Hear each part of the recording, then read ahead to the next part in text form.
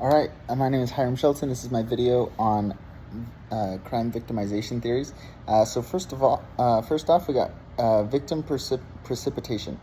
Um, that precipitation is like rain, and so I think of this as if you start kind of the thunder and you start the storm, then sometimes it's going to rain and it comes back. And so victim precipitation is when the theory that victims will play a role kind of in their victimization, and it's often through like provoking or encouraging their own victimization, whether it's intentional or unintentional.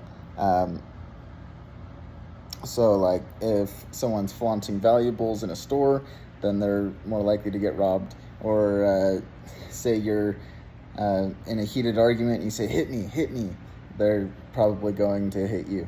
And that is victim precipitation. Then we have lifestyle exposure theory. This theory asserts an individual's lifestyle increases their chances of becoming a crime victim. So that means that like people who are drug abusers or drug addicts or what's the word I'm looking for? Drug dealers, they're more likely to be involved in crime simply due to their lifestyle exposure. Or like gang members. Gang members are far more likely to get into a crime and get killed by another gang member than they are to get into a fight with a police officer, simply because of their lifestyle exposure. Then there's routine activity theory. For this, we need three things. We need the offender, a suitable target, and the absence of a capable guardian. This one's really kind of sad because it's more like the offender kind of finds their target, sees that it's like a good target. The victim just kind of keeps doing their normal routine things, and because of the lack of security to protect the victim or the target, then the offender will kind of take advantage of that situation. Then we have structural choice theory. This is really just kind of based on the fact that it's the idea that the offender can weigh out the pros and cons of their actions. Say someone is in a terrible marriage and they don't like their marriage, and but they also know that their spouse has a great life insurance policy, and so they can weigh out the options and think, well, hey, if something were to happen to my spouse, I could get a lot of money out of this. And so that's kind of the structural choice model. Proximity of crime. This is the idea that living in a high crime area makes you a greater risk for victimization, right? So say you're not making as much money, you live kind of in an area where there's a lot of gang violence, a lot of drug dealers making drug deals, then yeah, you're going to have a higher chance of being just kind of in the mix of that crime, simply just doing your normal daily things. Then there's exposure to crime. This is a concept where it's individuals that frequently encounter or are around criminal activity. This could be in their occupation or living conditions. They are more likely to be victims. So this is like police officers or people that have friends that do a lot of crimes, or maybe you have a friend that's a drug dealer and you kind of hide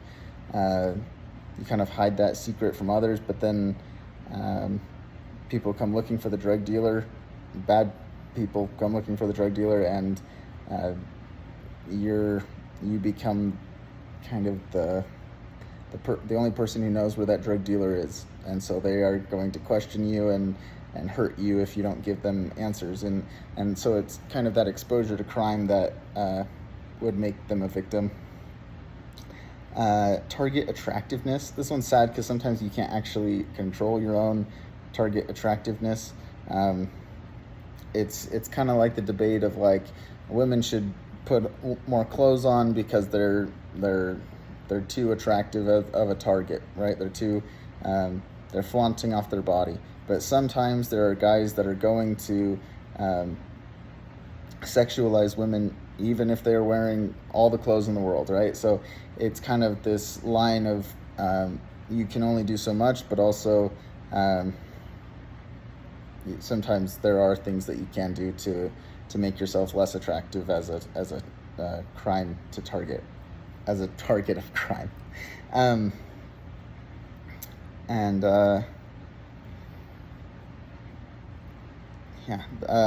So say you have a lot of money, you're far less likely to get robbed or vandalized, have your place vandalized. If you are living you're more likely to get robbed if you're living a very lavish lifestyle. But if you are, dressing like a normal person, not carrying around tons of money everywhere and flaunting your golden watches and things, you're far less likely to get actually robbed. Then there's capable guardianship. This just involves the presence of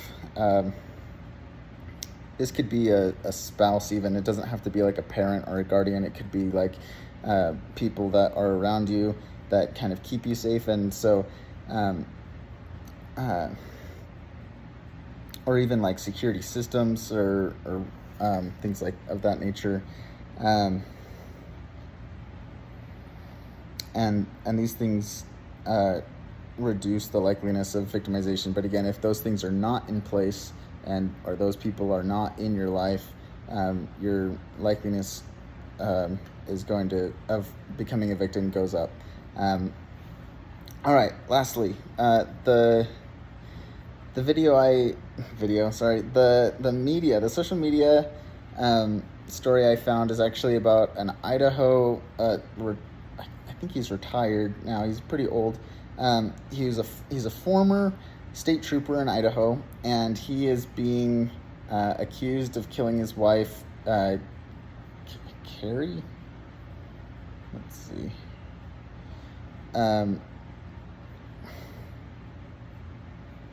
So sorry. Her name is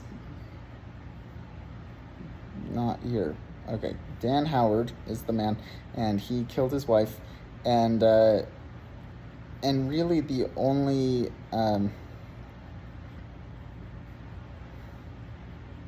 Kendi. Her name is Kendi. The only real explanation for why he killed his wife is kind of actually goes towards the theory of lifestyle exposure theory, and also exposure to crime, and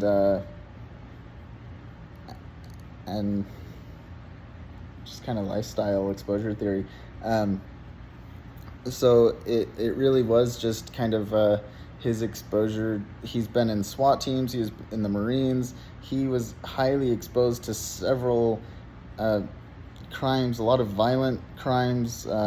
He knew how to stage a death, a suicide, and Kendi kind of fell victim to living around that lifestyle, kind of living within the proximity of him knowing these things, and also struggling with a lot of pains. He did kill someone while on duty as an officer, and it was said that he was released of all charges. He did it kind of in self-defense, I guess, but their marriage was never the same, and they really grew apart, and it hurt him a lot. And so she decided that she wanted a divorce, and he was not ready for that. And I think it kind of happened suddenly. I do not think this was a rational choice. I think this had very little to do with the rational choice theory.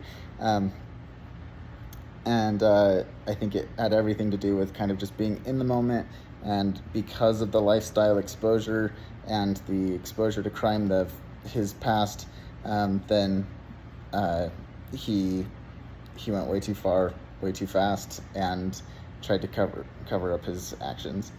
So thanks for listening, and I'm sorry this video is so long.